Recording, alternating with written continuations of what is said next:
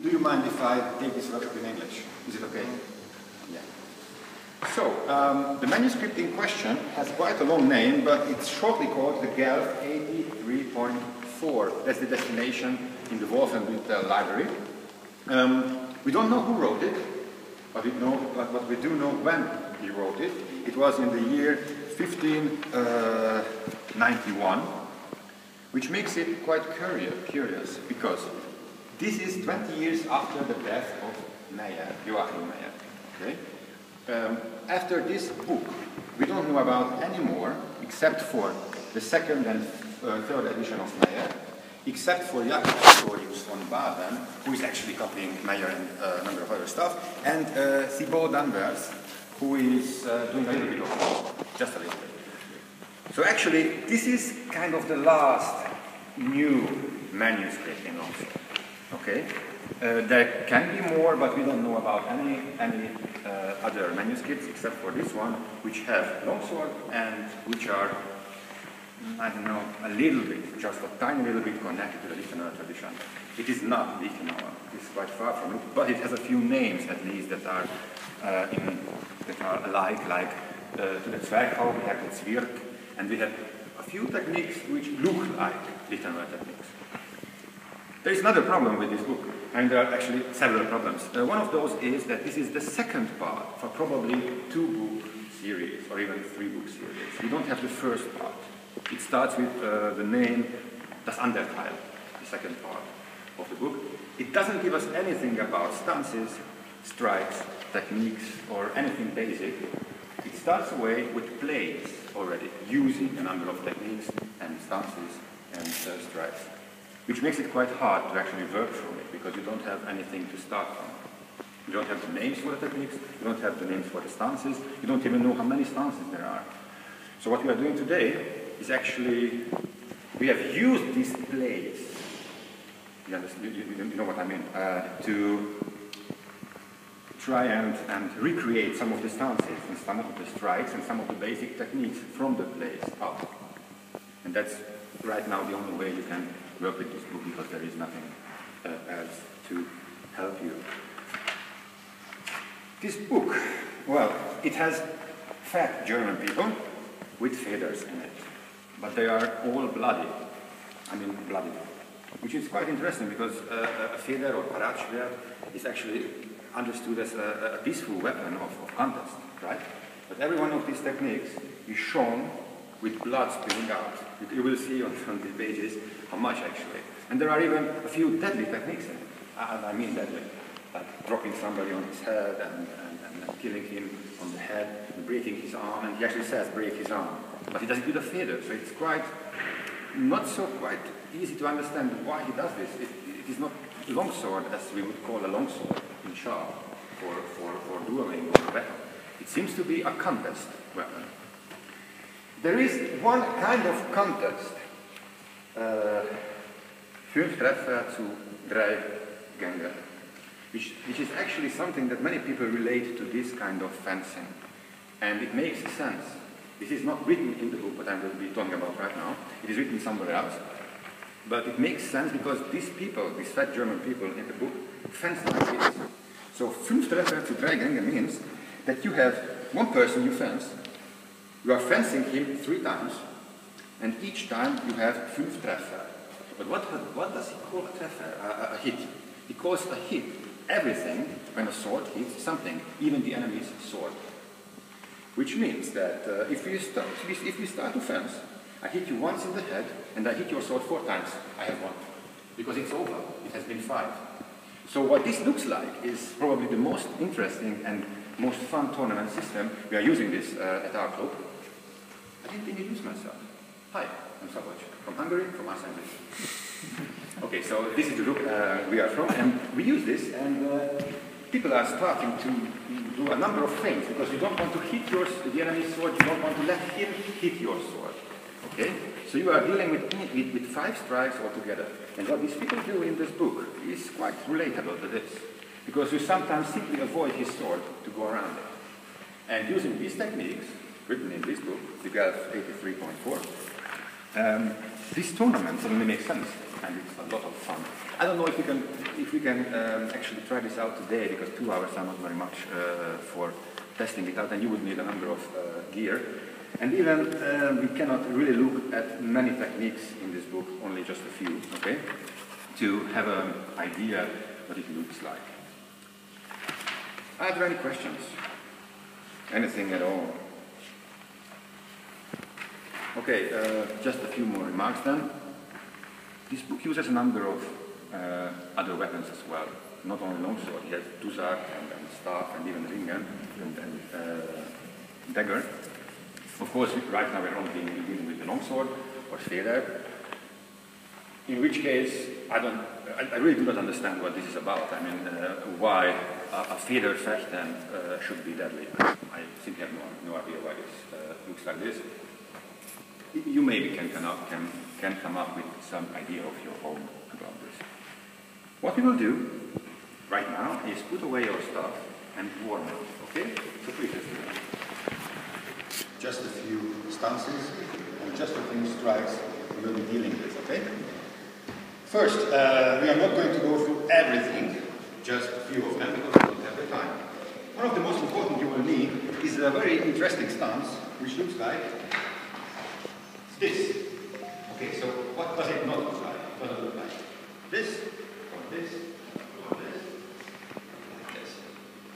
Yes, as if it would be a golf ball, or hitting a golf ball. Okay? It's here.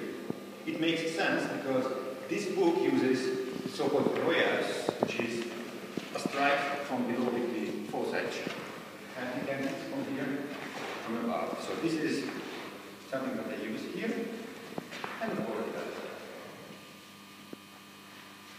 In all the book, you can find people standing like this. Okay? It's never like this. And never ever like this. It also makes sense. We don't have time for a whole introduction to footwork as such, but what you need to stand like in all of today's lesson is shoulders wide, this right, 1 foot back.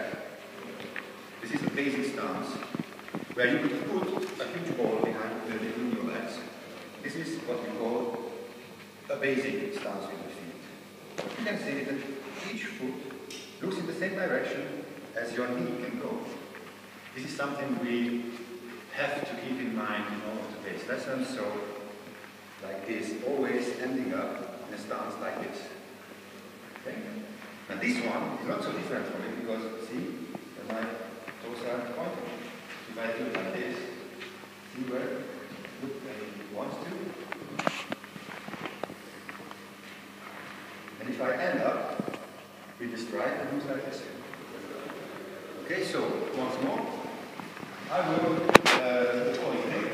I will count and we all do it together. Do it yourself. So the basic strike will look like this. Again. Look at my feet, those are more important than my arms. Have you seen that? Have you seen that? My front foot. Otherwise, I will end up like this, which is obviously not very good. Okay? I will come. We all do it together. 1. Okay, and if I do it together, I mean all of us at the same time. 1. 2. 3. 4. 1. 2. 3. 4. Okay. I change the sides. And here. And I end up with my feet pointing in the exact same directions as my knee can go.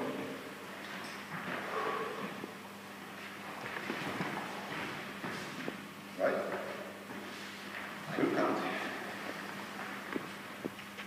1.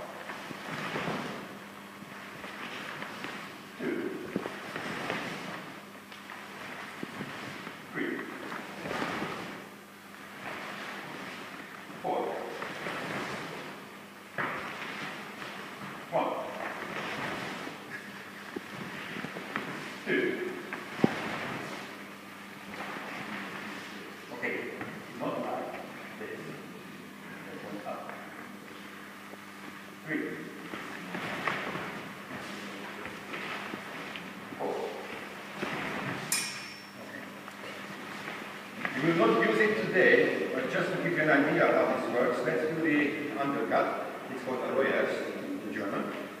It goes with the short edge from under and upwards. Now, what we end up in is this, which is also protective stance. This is where we'll start now, okay? Again. This is where we start. Okay? I will count. 1. 2.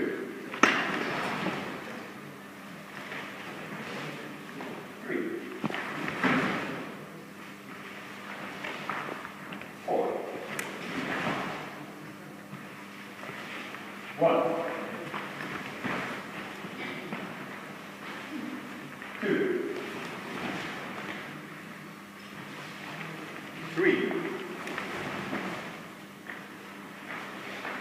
Before the last one, finish you one more time.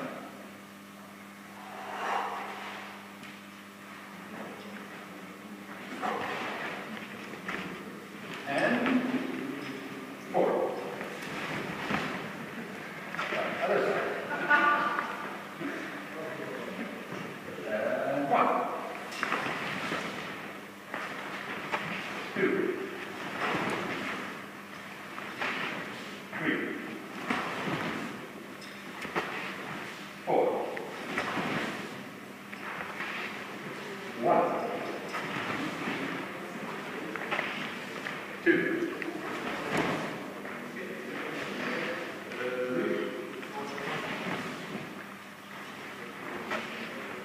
4. Very good. Now, 2 more stances for you today. One is this. Got it? It's this. It tries to vary.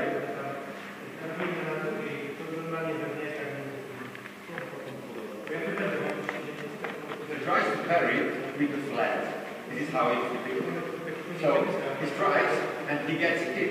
Doesn't look like this. It goes like this. This also has a reason. Come on, let me show you. It has a reason. This is probably the most powerful fence you will see. The least powerful strike he calls Zercha. And the most powerful he goes with all your strength. So he goes like this. Put it, hit him very strongly, then more strongly, and then with all your strength again against his sword, and then with all your force at his hand. If you start a fence like this, which we will do today, you start to parry very good, because it hurts. If you parry with the edge of your sword, look at my hands, the force goes in this direction. Okay? This means that what is holding back the sword is of course, my left hand, and this muscle. If I parry like this, then it goes through my bones, all the way through. But it's another kind of biomechanic, okay? Now, that is why on defense. He shows it with the thumbs up. Doesn't need to be kind of like this as well. So please, let's just try out these 2 stances. This is how you like to carry the day. So, one.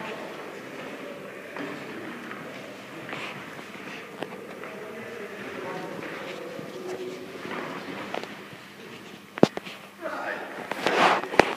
That's all you need. Now I'm over there. And then I promise we will start the usual stuff.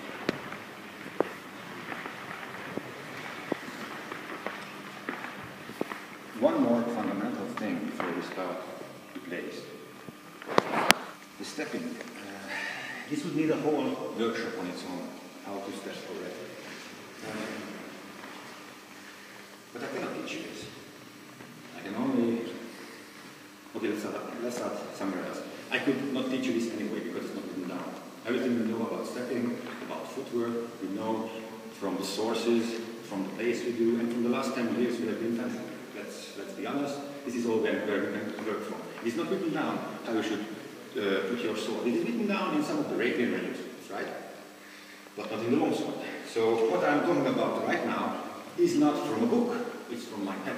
But when I say from my head, I mean from my school, from our school, in which we are trying this out for the last 10 years and trying to make some sense out of the footwork.